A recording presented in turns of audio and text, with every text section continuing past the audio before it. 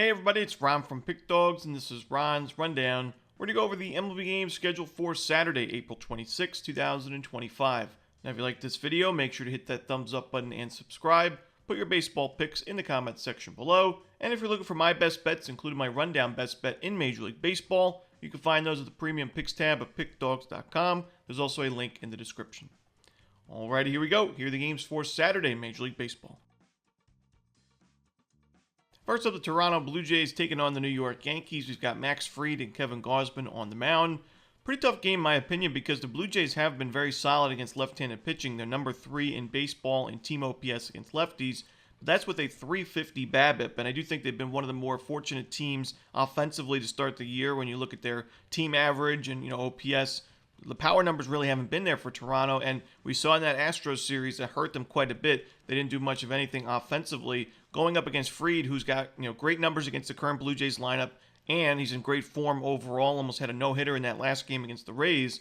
It's tough to back the Blue Jays here, in my opinion, with Gausman, who has a great strikeout rate against the current Yankees hitters, over 31%, but has given up a lot of sharp contact, a lot of extra base hits. And I think the Yankees will do enough damage offensively early in this game to be able to hold on and win this game in the end. So I'm going to take the Yankees. I don't love the price, but I think the Yankees are the play on the money line. Next up, we got the Minnesota Twins and the Los Angeles Angels. Yusei Kikuchi and Simeon Woods-Richardson are the starters. Now, for me, I think Kikuchi's going to pitch well in this game. I think he's going to go 6-7 innings of quality baseball against the Twins team. It's got a really steep strikeout rate against lefties, second worst team OPS against southpaws. And overall, Kikuchi doesn't have the best numbers, but certainly not the worst numbers against the current Twins lineup with the 24% strikeout rate and the expected batting average at .270. Like I said, not amazing, but not terrible. I think it'll be good enough for the Angels to score enough runs on Simeon Woods-Richardson and find a win in the end in a pretty low-scoring game. I would take the under and the Angels in this one on the money line.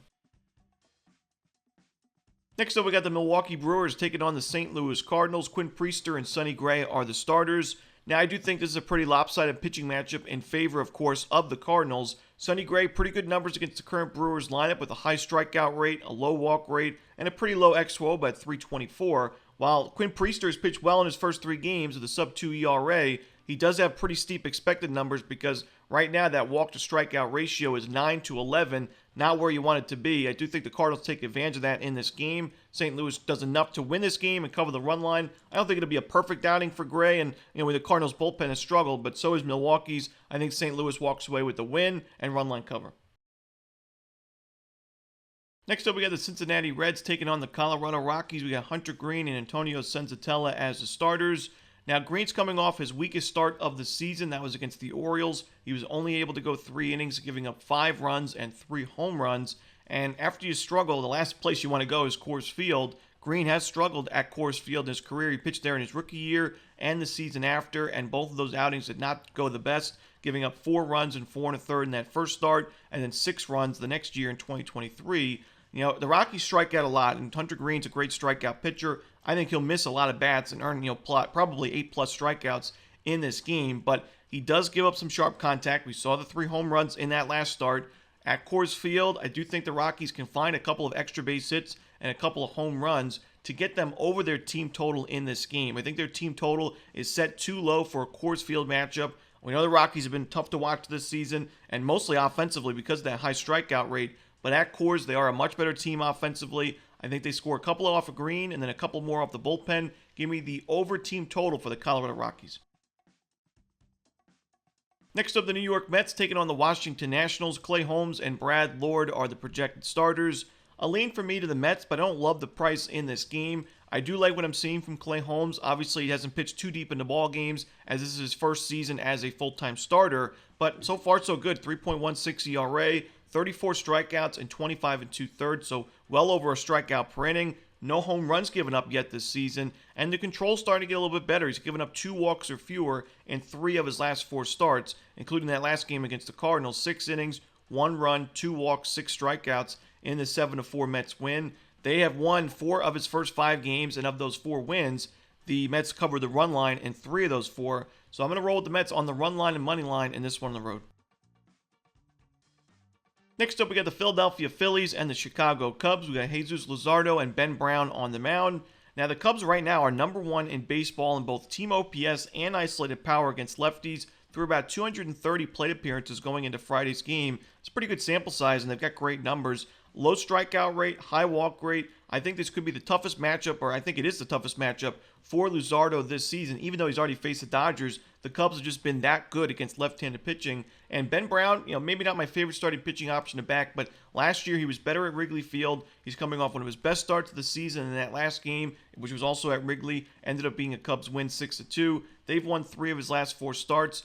The Phillies bullpen's been really inconsistent to start the year. Cubs has certainly been the same case as well, but I like the way the Cubs are playing at Wrigley right now. Give me Chicago on the money line. Next up, we got the Texas Rangers taking on the San Francisco Giants. Tyler Mahle and Robbie Ray are the starters. In his current form, it's really tough to go against Tyler Mahle in this spot. The Giants lineup doesn't really scare me too much, especially at Oracle Park. And Mahle's given up just 1 run combined his last 4 starts against the Rays, Cubs, Angels, and Dodgers. Some tough teams in that lineup and in that mix. And when you look at Robbie Ray, he's pitched well this season, 3-0 record. The ERA is still above 4. I like the fact that he can miss some bats, but his control is always a concern. That's been the case throughout his career. 18 walks and 24 in the third innings is really steep, and now he's given up at least 1 home run in 4 of his first 5 games. I think the Rangers do enough damage early in this game. In a low-scoring contest, I think the Rangers win it. I'm going to go with Texas on the money line on the road. Next up, we got the Chicago White Sox taking on the Athletics. We got Jeffrey Springs and Jonathan Cannon as the starters. I don't love the price in this one, but right now, with the left-handed pitcher on the mound for the A's, I got to roll with the Athletics and lay the 1.5 runs on the run line. Now, Jeffrey Springs, compared to J.P. Sears, didn't have as good a start against these White Sox last week as, J.P. Sears tossed a shutout, and we cashed that team total under. But the White Sox have still been miserable against left-handed pitching. I think Springs has a good chance of bouncing back, and he struggled this year with an ERA above 5.6, but the A's are still 3-2 in his first 5 starts. It goes to show you this A's offense is the real deal this season against Cannon and the White Sox bullpen. I think they score enough to win and cover the run line. Next up, we've got the Houston Astros and the Kansas City Royals. We've got Michael Wacha and Framber Valdez as the starters. The Royals, we've mentioned their struggles against right-handed pitching, but they've not really been much better at all against lefties. Framber's got great numbers against the Royals in his career. The current Royals lineup, about 100 plate appearances, a super high 33% strikeout rate, a very low expected batting average at 190, a low xWOBA to go with it. And on the other side, Michael Wacha, in limited work against the current Astros lineup, has struggled with a 663 expected slugging percentage. 3 different Astros in this current Astros lineup have already had home runs against Wacha in their careers. Isaac Paredes, Christian Walker, and Yordan Alvarez. I think all 3 of them are candidates to go deep in this one. And I think that the Astros win this game on the money line. I'm going to take the Astros on the money line and run line. I think they also win by margin. Next up, we got the Atlanta Braves and the Arizona Diamondbacks. Grant Holmes and Merrill Kelly are your starters. 2 starting pitchers that started the season in not so great form, but are now in excellent form in their last few starts. Merrill Kelly, we know that 9 runs given up against the Yankees on April 3rd. Since then, he went 6 innings, 3 runs, quality start, 6 innings, 1 run, quality start with 9 strikeouts, and then that last start against the Cubs at Wrigley Field, 5 2/3, 1 run, 5 strikeouts, just 1 out shy of a quality start, ended up being a Diamondbacks win. They've won 4 of his last 5 games, and Grant Holmes on the other side, his control was off in that first start. It was really the second start against the Dodgers, 4 innings, 4 runs, 4 walks. Since then, he went 7 2/3 against the Blue Jays, of quality baseball and a win. Against the Twins, 5 2/3, a 1-run ball, 4 innings of shutout baseball against the Phillies with 6 strikeouts. These are 2 starting pitchers at the top of their game right now. I think the offense opens up a little bit towards the end of this game. I wouldn't be surprised, honestly, to see some extra innings. So that's why I'm a little bit worried about the under in the full game. I think we could see some runs late, but I like the under in the first 5 with how well both these starters are pitching. Next up, we got the Tampa Bay Rays taking on the San Diego Padres. Ryan Pepiot and Dylan Cease are the starters. I like the under in this game as well. This time in the full game, I think the Padres bullpen right now, of course, one of the best in baseball. I think the Rays bullpen, while on paper it's still not my favorite, I still think it's competitive enough to keep this game low scoring. Ryan Pepiot has been, unfortunate to have to play all of his games at Steinbrenner Field in the Tampa Heat with the short porches. It's very hitter-friendly, and he's given up a lot of home runs, but this will be his first start on the road in a pitcher-friendly ballpark. I think he has a quality outing. I think Dylan Cease, he had that one game against the A's where he gave up 9 runs, and that's why his ERA is where it is. But other than that one start, He has pitched very well. His strikeout numbers have been there. I think we see both starters have quality starts. I like the under in Rays Padres. Next up, we got the Pittsburgh Pirates taking on the Los Angeles Dodgers. We're going to see Mitch Keller and Roki Sasaki on the mound. Now, Mitch Keller, pitching with the Pirates and in the National League throughout his career, has faced the Dodgers a fair amount of times, over 100 plate appearances against the current Dodgers lineup, and they've gotten to him for a fair amount of those situations. 485 expected slugging percentage, 280 expected batting average isn't miserable, but a 378 xWOBA is pretty steep with a high walk rate to go with it. And I think the Dodgers do enough offensively for the Pirates, who have been one of the weakest offenses in baseball against righties, to not be able to keep up. And I think the Dodgers will end up running away with the win and run line cover in this game. Not the best price, and Sasaki's control issues have been there, but I still think the Dodgers are the play in this one on the run line at home. Next up, we got the Miami Marlins taking on the Seattle Mariners. Connor Gillespie and Luis Castillo are the starters.